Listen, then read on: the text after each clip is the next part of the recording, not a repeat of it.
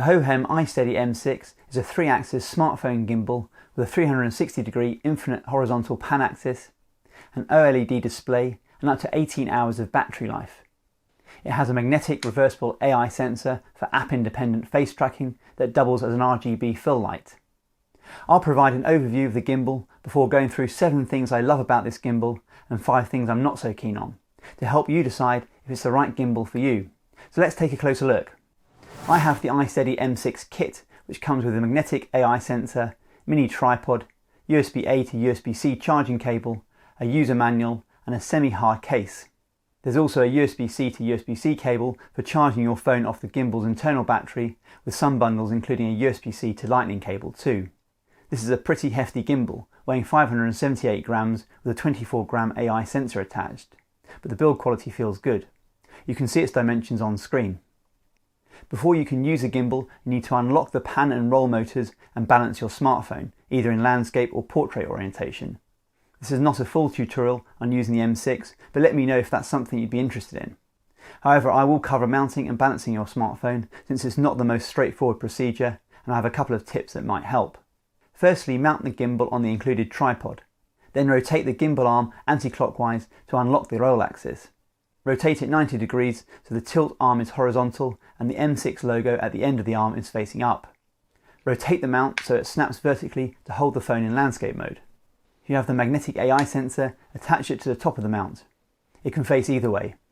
Before balancing your smartphone, you should also attach any accessories you plan to use, for example a lens, microphone or the charging cable. Mount your phone with its cameras facing away from the tilt arm end. Snug it up against the rubberized base of the arm. First, balance the tilt axis. Hold the end of the tilt arm and see if the phone holds its position. You can slide the phone up and down inside the mount until it does. Now release the switch at the back of the gimbal to unlock the pan or horizontal axis, but keep it roughly in the position it was when locked. Release the locking lever on the balance arm and make small movements back and forth until the smartphone remains level. Lock the lever. Your phone is now balanced. So long as you use the same phone again in landscape mode with the same case and accessories if you're using them, you'll only need to mount the phone and butt it up against the base of the arm before switching the gimbal on. To set up in portrait mode, remove your phone, rotate the mount anti-clockwise and remount your phone vertically. Slide it up and down to balance for tilt and again adjust the balance arm for roll.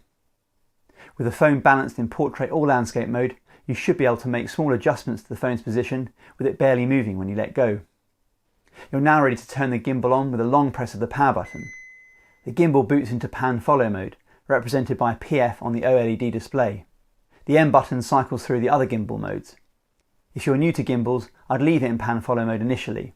This locks the tilt and roll axis, keeping the horizon level, and is excellent for panning shots, but also a great beginner mode. The joystick lets you manually control the gimbal's movement. A double press of the rear trigger returns the gimbal to its home position. A triple press rotates the phone 180 degrees so you can film with the front or better quality rear cameras of your smartphone. With the overview out of the way, I now cover 7 things I like about the gimbal and 5 things I'm not so keen on. I'll cover many other features of the gimbal as I go through these pros and cons. I've already mentioned the build quality, but this gimbal feels sturdy and fits comfortably in your hand.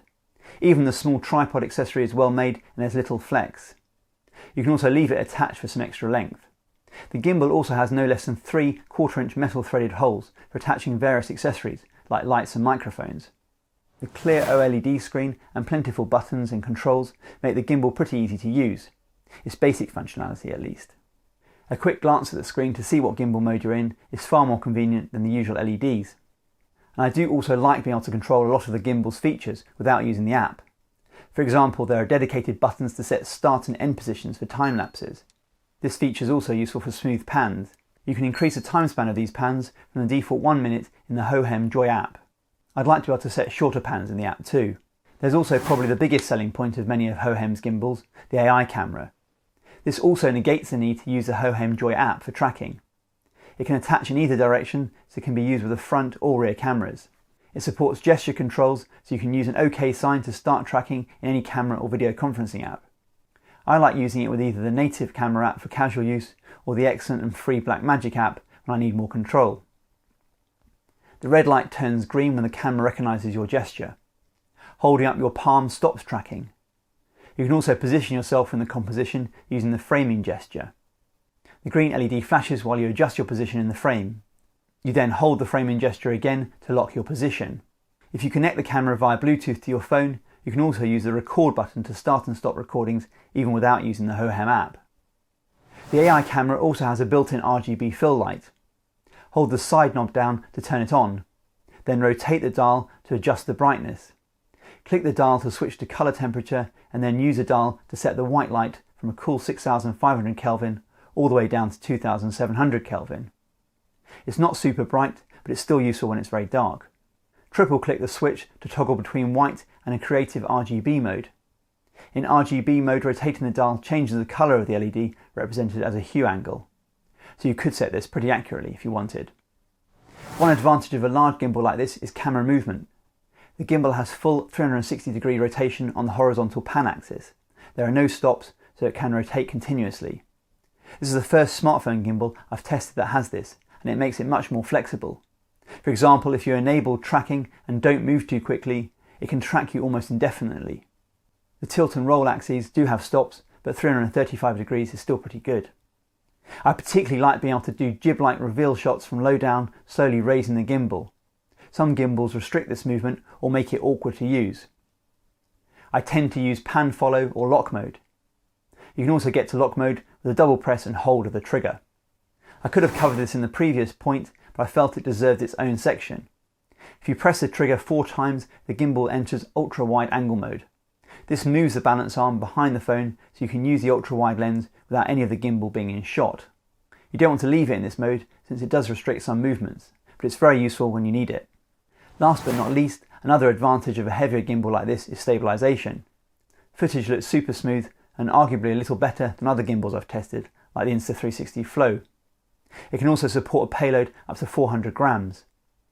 My large iPhone 15 Pro Max with a leather case only weighs 261 grams. It's still only a 3-axis gimbal, so you do still need to watch for up and down movement when you're walking. Just quickly before I continue, if you're finding this video interesting or helpful, please do consider subscribing to my channel. It costs you nothing and really encourages me to make more content. From my YouTube statistics, only a tiny percentage of people watching my channel are subscribed, and I'd really like to change that. Balancing this gimbal does take a bit of getting used to and takes a little time, especially compared to the compact Insta360 Flow or DJI Osmo Mobile 6 that require no balancing and have convenient magnetic mounts for fast setup. Also, I did have a slight issue with my gimbal where even after careful balancing and multiple calibration attempts, it still wasn't completely level. I had to add a correction in the app. I tried with multiple phones with and without cases and had the same issue. I did contact Hohem support but haven't heard back yet. It does look like a fault with my unit. If they do send a replacement without this issue, I'll be sure to update the written article at thetechnologyman.com, and I'll also leave a comment down below. It does have its advantages, as I've already covered, but this is not exactly a compact gimbal. It's large, heavy and doesn't fold down. The pan and roll axes lock, the tilt axis doesn't, so you really need to store it in its case. You can temporarily switch to portrait mode with the gimbal in landscape mode, but its movements are fairly restrictive. You have to hold the gimbal handle horizontally and gently nudge the smartphone upright. Changing over to the proper portrait mode is a hassle, again compared to the compact gimbals, which just require a button press. The Hohem Joy app is okay and does offer manual control that you don't have in the native iPhone app at least. But it's not as polished as the Insta360 app, and it's limited for a gimbal that's meant to cater for the keen enthusiast, content creator or semi-professional. For example, there are multiple ways to control focus and zoom with dedicated controls on the gimbal and inside the app. But there's no peaking display overlay to aid manual focusing, and you can't switch directly between the standard and telephoto lens using the zoom lever like you can on the Insta360 Flow. On the iPhone 15 Pro Max, it digitally zooms from the 1x to 5x telephoto lens. There's also no way of setting custom white balance, only colour temperature. That's something I heavily rely on. The app does offer some configuration of the gimbal. For example, you can adjust manual rotation speed in the app, so how fast the gimbal moves using the joystick. But the lowest low setting is still pretty quick. I'd like something slower. To give it its dues, the app does have some excellent tracking features. There's face tracking if you don't want to use or don't have the AI sensor. There's also object tracking, where you can draw a rectangle over an object you want to track. This works very well. There's a few minor points I'll lump in one section. The AI sensor is great, but the magnet is quite weak. I managed to send it flying several times, opening the spring mount to attach and detach my phone.